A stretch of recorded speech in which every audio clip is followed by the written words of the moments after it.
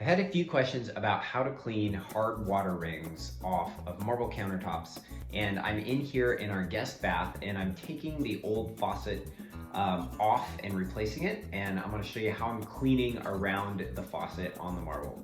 So I have a powdered cleaner, Bon Ami, and I took the old faucets off and you can see the brown ring around where it was. And so I'm just using a copper scrubber and a little bit of water with the powder to remove the ring. And so I'm gonna do that and I'll show you what it looks like when I'm done.